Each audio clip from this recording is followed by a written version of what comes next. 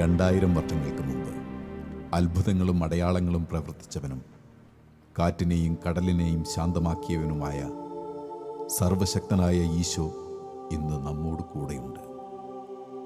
ദിവ്യകാരുണ്യമായി അപ്പത്തിൻ്റെ രൂപത്തിൽ അവിടെ നിന്നും നമ്മോട് കൂടെ ആയിരിക്കുന്നു. ഈ തിരുവോസ്തിയിൽ നാഥനെ കണ്ട് ആരാധിക്കുന്നവരെ അവിടുന്ന് സമൃദ്ധമായി അനുഗ്രഹിക്കുന്നു. ഈ കടല് പോലെ സ്നേഹത്തിൻ്റെ സമൃദ്ധിയാൽ ആ ജീവിതങ്ങളെയും കുടുംബങ്ങളെയും അവിടുന്ന് തന്നോട് ചേർക്കുന്നു.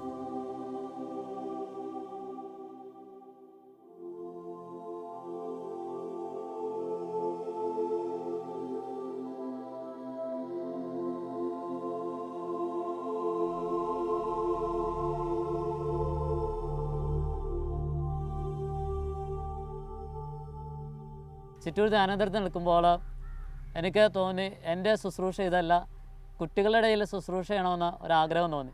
അപ്പം അങ്ങനെ ഞാൻ പ്രാർത്ഥിച്ച് അച്ഛനോട് ഞാൻ പറഞ്ഞു, അച്ഛാ എനിക്ക് കുട്ടികളുടെ ഇടയിൽ ശുശ്രൂഷ ചെയ്യാൻ വേണ്ടിയിട്ട് ദൈവം എന്നെ വിളിക്കുന്ന പോലെ തോന്നുന്നുണ്ട്. അങ്ങനെ അച്ഛൻ്റെ അനുഗ്രഹത്തോടു കൂടെ ഞാൻ ചിറ്റൂർ ധ്യാനേന്ദ്രത്തിൽ ഞാൻ ഇറങ്ങി കുട്ടികളുടെ ഇടയിൽ ശുശ്രൂഷ ചെയ്യാൻ വേണ്ടി ഞാൻ പ്രാർത്ഥിച്ച് ഒരുങ്ങിക്കൊണ്ടിരിക്കുമ്പോഴാണ് ചെല്ലാനത്ത് തന്നെയുള്ള ബോണിച്ചേട്ടനെ ഞാൻ പരിചയപ്പെടുന്നത്. ബോണിച്ചേട്ടനാണ് ആദ്യമായിട്ട് കുട്ടികളുടെ ഇടയിൽ ശുശ്രൂഷ ചെയ്യുവാൻ എന്നെ വിളിക്കുന്നത്. ഒരു ദിവസം പള്ളിയിൽ പരിശുദ്ധ കുർബാന പങ്കെടുത്തിരിക്കുന്ന സമയത്ത് കുർബാന കഴിഞ്ഞ് ഇറങ്ങിയപ്പോഴാണ് ബോണിച്ചേട്ടൻ ആദ്യമായിട്ട് എന്നെ ഇങ്ങനെ കുട്ടികളുടെ ഇടയിൽ ശുശ്രൂഷ ചെയ്യാൻ താല്പര്യമുണ്ടോ എന്ന് ചോദിച്ച് എന്നെ വിളിക്കുന്നത്.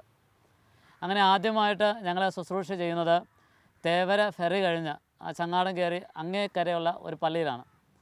അങ്ങനെ ആദ്യത്തെ ദിവസം ഞങ്ങൾ ധ്യാനത്തിന് ചെന്നു. ഞങ്ങൾ ധ്യാന ടീമിൽ 5 പേരുണ്ടായിരുന്നു. ഞങ്ങൾ ധ്യാനം ആരംഭിച്ചു. ധ്യാനം നന്നായിട്ട് ആദ്യത്തെ ദിവസം കഴിഞ്ഞു. ഞാനവിടെ താമസിക്കുകയും ബാക്കി 4 പേരും 2 ബൈക്കിലായിട്ട് അവർ വീട്ടിലേക്ക് പോരുകയും ചെയ്തു. എന്നാൽ പിറ്റേ ദിവസം ഞാൻ രാവിലെ എഴുന്നേറ്റ് പറയുന്നത് അന്ന് ഹർത്താലാണെന്നാണ്. ചേട്ടന്മാർക്ക് 4 പേർക്കും വരാൻ പറ്റില്ല. അവർ എങ്ങനെയെങ്കിലും വരാമെന്ന് പറഞ്ഞു. പക്ഷേ എന്നോട് ധ്യാനം ആരംഭിക്കാൻ വേണ്ടി പറഞ്ഞു. എനിക്കറിയത്തില്ല എങ്ങനെ ചെയ്യണമെന്ന് എനിക്കറിയത്തില്ല. അന്ന് രാവിലെ അവിടെ കുർബാനയിൽ പങ്കെടുക്കുമ്പോൾ ഞാൻ ഈശോയോട് പറഞ്ഞു, ഈശോയെ എനിക്കിതൊന്നും പരിചയമില്ല, ഞാനിതൊന്നും ചെയ്ത് ശീലമില്ല, ഒരു മൈക്കെടുത്ത് ഒന്നും ഞാൻ ചെയ്ത് ശീലമില്ല, ആകെ ചെയ്ത് ഉപ്പാനച്ചൻ്റെ കൂടെ നിന്ന് സഹായിക്കൽ മാത്രമേ ഉള്ളൂ. അപ്പോൾ ശരിക്കും ഈശോ അന്ന് കുർബാനയിൽ ഞാൻ പങ്കെടുത്തിരിക്കുന്ന സമയത്ത് തന്നെ ഈശോ എന്നെ അനുഗ്രഹിക്കുന്ന പോലെ തോന്നി. ഈശോ വലിയൊരു ഊർജ്ജം എനിക്ക് തരുന്നതായിട്ട് എനിക്ക് അനുഭവപ്പെട്ടു. അന്ന് ശരിക്കും 12-1 മണിവരെയും ആ ധ്യാനം ഒറ്റയ്ക്ക് ചെയ്യുവാനായിട്ട് ദിവ്യകാരുണ്യ ഈശോ എന്നെ അനുഗ്രഹിച്ചു. അതിനുശേഷം അനേകം കുഞ്ഞുങ്ങളിടയിൽ ഞാൻ ശുശ്രൂഷ ചെയ്യുമ്പോൾ ഞാൻ കണ്ടിട്ടുണ്ട്, ദിവ്യകാരുണ്യ ആരാധന നടക്കുമ്പോൾ, പരിശുദ്ധ കുർബാന നടക്കുമ്പോൾ ഒത്തിരി അത്ഭുതങ്ങൾ ഞാൻ കണ്ടിട്ടുണ്ട്. അനേകം കുഞ്ഞുങ്ങൾ ഈശോയെ അനുഭവിച്ചറിയുന്നത് ഞാൻ കണ്ടിട്ടുണ്ട്. 1-2 അനുഭവങ്ങൾ ഞാൻ പറയുന്നത്, ഒരിക്കൽ ഇതുപോലെ കുട്ടികളൊരു ധ്യാനം നടക്കുമ്പോൾ ആ ധ്യാനത്തിൻ്റെ ഇടയിൽ എല്ലാ ആൺകുട്ടികളും പരമാവധി ഉഴപ്പുന്നുണ്ട്, കമൻറ്റ് പറയുന്നുണ്ട്. പല കുട്ടികളും ധ്യാനത്തെ ശ്രദ്ധിക്കുന്നില്ല. ധ്യാനത്തിൻ്റെ 3-ാമത്തെ ദിവസമായിട്ടും പല കുഞ്ഞുങ്ങൾക്കൊരു മാനസാന്തരമില്ല. അങ്ങനെ ഇരിക്കുമ്പോൾ വലിയ വിഷമത്തോടെയാണ് 3-ാമത്തെ ദിവസത്തെ അഭിഷേക ആരാധനയ്ക്ക് വേണ്ടി ഞങ്ങൾ ഒരുങ്ങുന്നത്. ഞങ്ങൾ ധ്യാന ടീമുകളെല്ലാവരും പ്രാർത്ഥിച്ച് ഒരുങ്ങി അഭിഷേക ആരാധന തുടങ്ങി. ആരാധന തുടങ്ങിയ സമയത്ത് ഏറ്റവും പിറകിൽ ഒരു പെൺകുട്ടി മാത്രം കസേരയിലിരിക്കുന്നുണ്ട്. ബാക്കി എല്ലാവരും പള്ളിയിൽ നിലത്തായിരിക്കുന്നത്. ഈ പെൺകുട്ടി കസേരയിലിരിക്കുന്നതിൻ്റെ കാരണം ചെറുപ്പത്തിലെ പോളിയോ ബാധിച്ച് ഒരു വലത് കാല് ചെറുതാണ്, ആ ചെറുതായ കാല് തിരിഞ്ഞിരിക്കുക. 2 പ്രാവശ്യം ഓപ്പറേഷൻ ചെയ്തിട്ടും അത് ശരിയായിട്ടില്ല. ഡോക്ടർമാർ പറഞ്ഞു പിന്നീട് എപ്പോഴെങ്കിലും ഓപ്പറേഷൻ ചെയ്യാമെന്ന് പറഞ്ഞു, ശരിയാകുമോ നോക്കാമെന്ന് പറഞ്ഞു. അങ്ങനെ ഇരിക്കെ എല്ലാവരോടും ഇങ്ങനെ പറഞ്ഞു, കുഞ്ഞുങ്ങളെ ഈശോ നിങ്ങളെ സ്പർശിക്കും, നിങ്ങൾ കണ്ണുനീരോടെ പ്രാർത്ഥിക്കാൻ വേണ്ടി പറഞ്ഞു. ആ പറയുന്ന സമയത്ത് പോലും ചില ആൺകുട്ടികൾ കമൻറ്റ് പറയുന്നുണ്ടായിരുന്നു, ചിരിക്കുന്നുണ്ടായിരുന്നു. എന്നാൽ ഏറ്റവും പിറകിൽ ആ കസേരയിരുന്ന ആ പെൺകുട്ടി ഉറക്കെ ഈശോയെ എന്ന് വിളിച്ച് കരയുന്നത് കണ്ടു. ആ കുഞ്ഞുങ്ങൾക്ക് വേണ്ടി ഞങ്ങളും ആത്മാർത്ഥമായി പ്രാർത്ഥിച്ചു.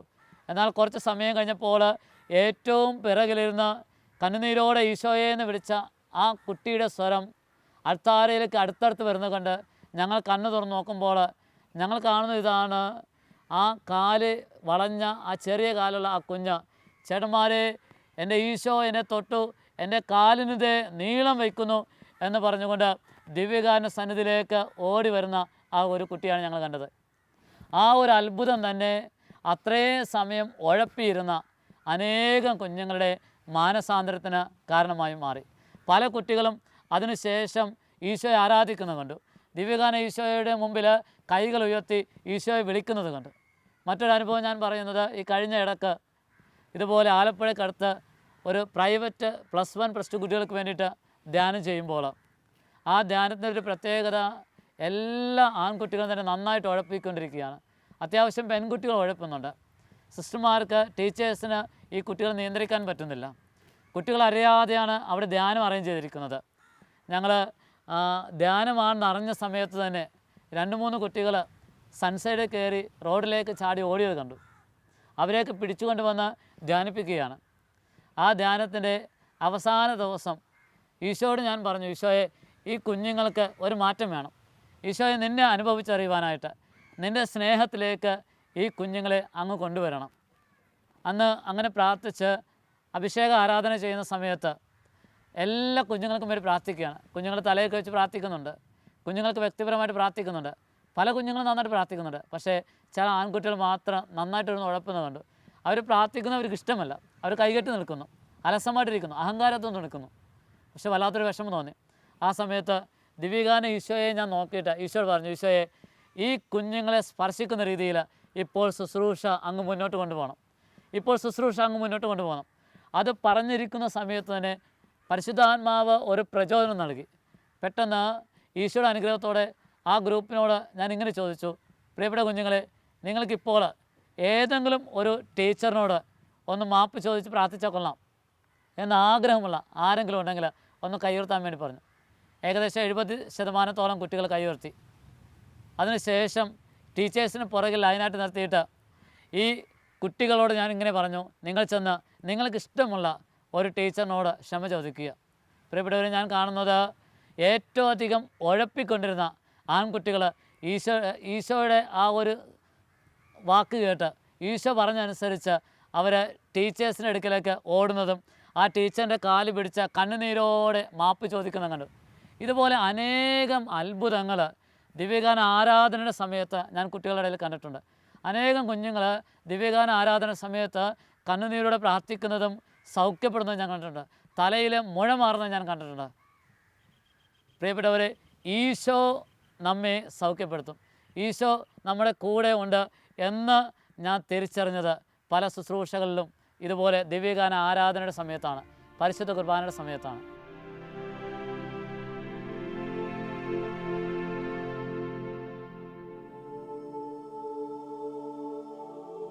വിശുദ്ധ കുർബാനയിൽ തൻ്റെ ജീവിതത്തിൻ്റെ എല്ലാ പ്രതിസന്ധികൾക്കും ഉത്തരം കണ്ടെത്താൻ ഇദ്ദേഹത്തിന് സാധിക്കുന്നു.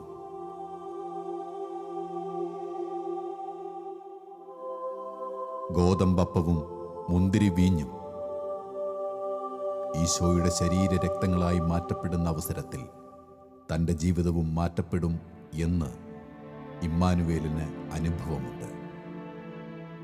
ഓരോ പ്രാവശ്യം വിശുദ്ധ കുർബാനയിൽ പങ്കെടുക്കുമ്പോഴും എനിക്ക് ഈശോയെ അനുഭവിച്ചറിയാൻ സാധിക്കുന്നുണ്ട്. പലപ്പോഴും ചില വ്യക്തികൾ കുർബാനയിൽ പങ്കെടുക്കുന്നത് കാണുമ്പോൾ ഒത്തിരി സങ്കടം വരാറുണ്ട്, കൈകെട്ടി നിന്ന് അല്ലെങ്കിൽ അലസമായിട്ട് നിന്ന്. പക്ഷേ ഞാനെപ്പോഴും വിശുദ്ധ കുർബാനയിൽ പങ്കെടുക്കുന്നത് 2 പൊസിഷൻ മാത്രമായിരിക്കും. ഒന്ന്, കൈകൾ കൂപ്പി, കാരണം ഞാൻ എൻ്റെ ഈശോയെ കാണുന്നത്, എൻ്റെ ഈശോയുടെ മുമ്പിലാണ് ഞാൻ നിൽക്കുന്നത്. 2, ഞാൻ കൈകൾ ഹൃദയത്തോട് ചേർത്ത് വെക്കും. അത് പരിശുദ്ധ കുർബാന സ്വീകരിച്ച് കഴിയുമ്പോൾ ഈശോ എൻ്റെ ശരീരത്തോട് രക്തത്തോട് അലിഞ്ഞു ചേരുകയാണ് എന്നൊരു ബോധ്യത്തോടെയാണ് പലപ്പോഴും ഞാൻ പരിശുദ്ധ കുർബാനയിൽ പങ്കെടുക്കുന്നത്. ആ വിശുദ്ധ കുർബാനയുടെ ഒരു കൃപയാണ്, ഒരു ശക്തിയാണ് എന്നെ മുന്നോട്ട് നയിക്കുന്നത് തന്നെ. പലപ്പോഴും ഞാൻ കണ്ടിട്ടുണ്ട്, അൾത്താരയിലേക്ക് എന്ത് വെച്ച് കൊടുക്കുന്നുവോ അത് ഈശോ മാറ്റി നൽകുന്നത് ഞാൻ കണ്ടിട്ടുണ്ട്. നമ്മുടെ രോഗങ്ങളാണ് അൾത്താരയിലേക്ക് വെച്ച് കൊടുക്കുന്നതെങ്കിൽ, ആ കുർബാനക്കിടക്ക് നമ്മൾ വെച്ച് കൊടുക്കുന്നതെങ്കിൽ ആ രോഗങ്ങൾ ഈശോ ഏറ്റെടുത്ത് സൗഖ്യമായി തിരിച്ചു നൽകുന്നത് ഞാൻ കണ്ടിട്ടുണ്ട്. നമ്മുടെ വേദനകളാണ്, നൊമ്പരങ്ങളാണ് ആ വിശുദ്ധ കുർബാനയിലേക്ക് നമ്മൾ വെച്ച് നീട്ടുന്നതെങ്കിൽ ഈശോ നമ്മുടെ വേദനകളും നൊമ്പരങ്ങളും ഏറ്റെടുത്ത് ആശ്വാസമായി തിരികെ നൽകുന്നത് ഞാൻ കണ്ടിട്ടുണ്ട്. നമ്മുടെ പാപങ്ങൾ ആൾത്താരയിലേക്ക് നമ്മൾ വെച്ച് കൊടുക്കുമ്പോൾ ഈശോ നമ്മുടെ പാപങ്ങളെല്ലാം ഏറ്റെടുക്കും, എന്നിട്ട് പുണ്യമായി നമുക്ക് തിരിച്ചു നൽകുകയാണ് ചെയ്യുന്നത്.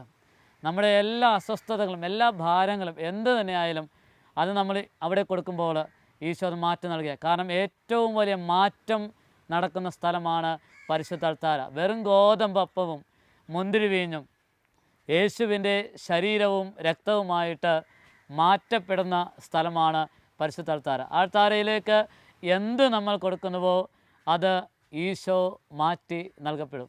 അനുഗ്രഹമായിട്ട്, സൗഖ്യമായിട്ട്, വിടുതലായിട്ട്, സമാധാനമായിട്ട് ഈശോ നമുക്കത് തിരികെ നൽകും. പ്രത്യേകമായിട്ട് ഓരോ പരിശുദ്ധ കുർബാനയിൽ പങ്കെടുക്കുമ്പോൾ കൊച്ചു കൊച്ചു ആഗ്രഹങ്ങളൊക്കെ ഞാൻ സമർപ്പിക്കാറുണ്ട്. എന്നാൽ ഞാൻ ആ അൾത്താരയിലേക്ക് വെച്ച് കൊടുക്കുന്ന എൻ്റെ ആഗ്രഹങ്ങൾ, എൻ്റെ സ്വപ്നങ്ങൾ, എൻ്റെ പ്രാർത്ഥന നിയോഗങ്ങൾ അതെന്ത് തന്നെ ആയിക്കോട്ടെ, ചിലപ്പോൾ ഭൗതികമായിരിക്കാം, ചിലപ്പോൾ ആത്മീയമായിരിക്കാം, എന്നാൽ എന്ത് തന്നെ ആയിക്കോട്ടെ, അത് ഞാൻ പറയുന്ന കാലയളവിനുള്ളിൽ ഈശോ ആ നിയോഗത്തെ, ആ പ്രാർത്ഥനയെ ആശീർവദിക്കുന്നത് ഞാൻ കണ്ടിട്ടുണ്ട്. ഒരു ഉദാഹരണം ഞാൻ പറയുന്നത്, ചില പള്ളികളൊക്കെ ഞാൻ സമർപ്പിച്ച് ഞാൻ പ്രാർത്ഥിക്കാറുണ്ട്. ചില പള്ളികളിൽ ചെന്ന് പരിശുദ്ധ കുർബാനയിൽ പങ്കെടുത്ത് ഞാൻ പ്രാർത്ഥിക്കാറുണ്ട്.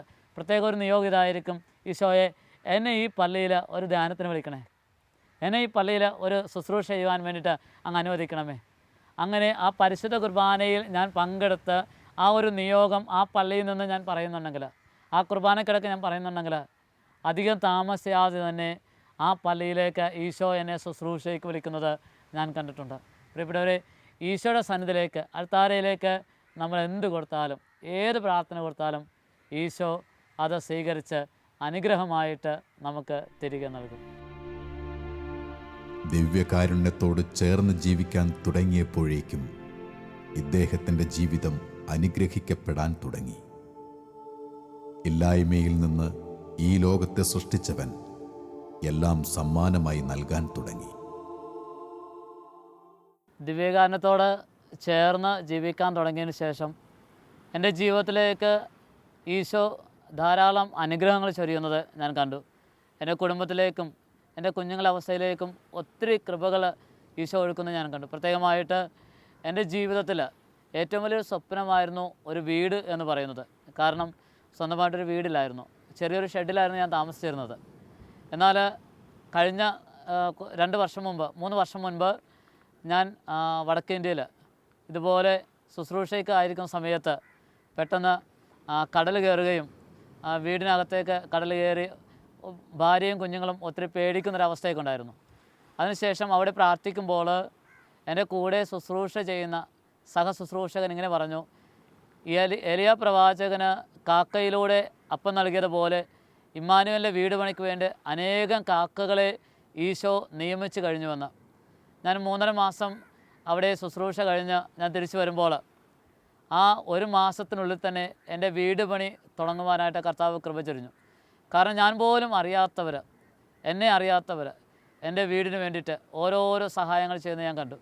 ഒരു പൈസ പോലും കയ്യിലില്ലായിരുന്ന സമയത്ത് എൻ്റെ ആ വീട് പണി ഓരോരുത്തരായിട്ട് സിമൻറ്റ്, അതുപോലെ തന്നെ കമ്പി, അതുപോലെ തന്നെ ഇഷ്ടിക, അങ്ങനെ ഓരോ കാര്യങ്ങളായിട്ട് ഓരോരുത്തരെടുത്ത് കർത്താവ് വലിയൊരു മനോഹരമായ ഒരു വീട് നൽകി കർത്താവ് അനുഗ്രഹിച്ചു. പ്രത്യേകമായിട്ട് ദിവ്യകാരുണ്യത്തിന് മുമ്പിൽ എന്ന് ഞാൻ പ്രാർത്ഥിക്കുമായിരുന്നു: ഈശോയെ, എനിക്കൊരു വീട് വേണം. കാരണം ഈശോയെ, എനിക്കൊരു വീട് വേണം. കാരണം ഞാൻ ഇതുപോലെ ശുശ്രൂഷയ്ക്ക് പോകുമ്പോൾ ഭാര്യയും കുഞ്ഞുങ്ങളും ഒറ്റയ്ക്കാണ് വീട്ടിൽ. ഒരു ദിവസം അതുപോലെ കടൽ കയറിയ സമയത്ത് ഞങ്ങൾ ഒരുമിച്ചിരുന്ന് സന്ധ്യപ്രാർത്ഥനയുടെ സമയത്ത് വീടിൻ്റെ ഒരു പ്ലാൻ വരച്ച് അത് രൂപത്തിൻ്റെ നടയിൽ വെച്ച് ഞങ്ങൾ ഒരുമിച്ചിരുന്ന് പ്രാർത്ഥിച്ചു. ആ പ്രാർത്ഥനയ്ക്ക് ഉത്തരം 1 മാസത്തിനുള്ളിൽ നൽകപ്പെടുന്നത് ഞാൻ കണ്ടു. അങ്ങനെയാണ് കർത്താവ് എൻ്റെ ജീവിതത്തിൽ വലിയൊരു അനുഗ്രഹമായിട്ട് നല്ലൊരു വീട് നൽകി കർത്താവ് എന്നെ അനുഗ്രഹിച്ചു.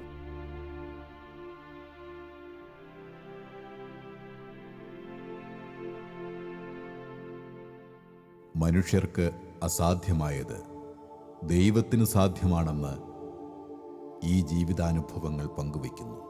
ദിവ്യകാരുണ്യത്തിൽ അർപ്പിക്കുന്ന യാചനകൾ ഈശോ അനുഗ്രഹമായി മാറ്റുന്ന ശക്തമായ ദൈവാനുഗ്രഹങ്ങൾ ഈ കുടുംബത്തിലുണ്ട്.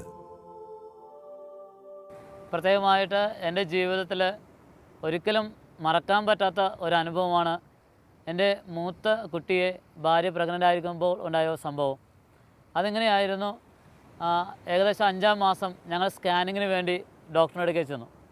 ഡോക്ടർ സ്കാനിങ് റിപ്പോർട്ട് പരിശോധിച്ചിട്ട് പറഞ്ഞത്, ഈ കുഞ്ഞ് നോർമലായിട്ടുള്ള കുഞ്ഞല്ല, അംഗവൈകല്യമുള്ള കുഞ്ഞാണ്. ശരീരത്തേക്കാൾ അപേക്ഷിച്ച് തലയൊത്തിരി വലുതാണ്.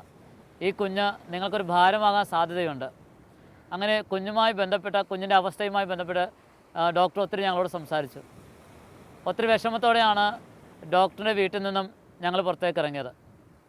അതിനുശേഷം ഞങ്ങൾ വേളാങ്കണ്ണി പള്ളിയിൽ, ചെല്ലാനത്ത് വേളാങ്കണ്ണി പള്ളിയുണ്ട്, ആ പള്ളിയിൽ ഞങ്ങൾ പരിശുദ്ധ കുർബാനയ്ക്ക് പങ്കെടുത്ത് പ്രാർത്ഥിക്കുമ്പോൾ ഒത്തിരി വേദനയോടുകൂടിയായിരുന്നു ഞാൻ ഈ ഒരു സംഭവം ഞാൻ പറഞ്ഞത്. ഈശോയെ, എൻ്റെ കുഞ്ഞിനെ അങ്ങ് തൊടണമേ എന്ന് പ്രാർത്ഥിച്ചു. പ്രത്യേകമായിട്ട് 5 മാസം ഞങ്ങൾ സ്വപ്നം കണ്ടത്, ഞങ്ങൾ ഒത്തിരി ആഗ്രഹിച്ചത് നോർമലായിട്ടുള്ളൊരു കുഞ്ഞിനെയാണ്. ഈശോയെ, നീ സൗഖ്യപ്പെടുത്തണമേ എന്ന് പ്രാർത്ഥിച്ചു.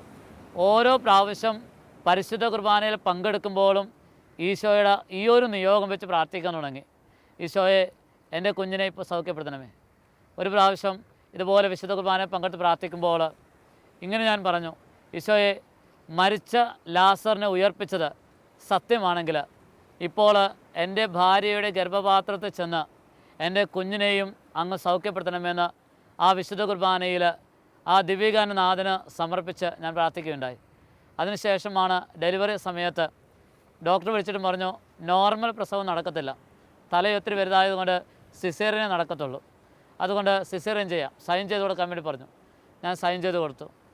ഞാൻ ഒറ്റയ്ക്ക് ആ പ്രസവത്തിന് സമയത്ത് ഒറ്റയ്ക്ക് അവിടെ ഞാൻ കാത്തിരിക്കുക. കാരണം അന്ന് തന്നെയാണ് എൻ്റെ അപ്പന് ക്യാൻസർ ബാധിച്ചിട്ട് ഒരു ഓപ്പറേഷൻ കോട്ടയം മെഡിക്കൽ കോളേജിലായിരിക്കുകയായിരുന്നു. ആ ഓപ്പറേഷൻ തിയേറ്ററിൻ്റെ വാതിക്കൽ ഞാൻ നിൽക്കുമ്പോൾ ഒത്തിരി സങ്കടത്തോടെയാണ് ഞാൻ കൊന്തയും കൊണ്ട് ഞാൻ ഇരുന്നത്. കാരണം ഡോക്ടർ പറഞ്ഞത്, ഈ കുഞ്ഞിനെ നിങ്ങൾ കയ്യിലേക്ക് കിട്ടുമ്പോൾ അത് നോർമലായിട്ടുള്ള കുഞ്ഞല്ല, എന്തും സഹിക്കാൻ ശക്തി ഉണ്ടാകണം.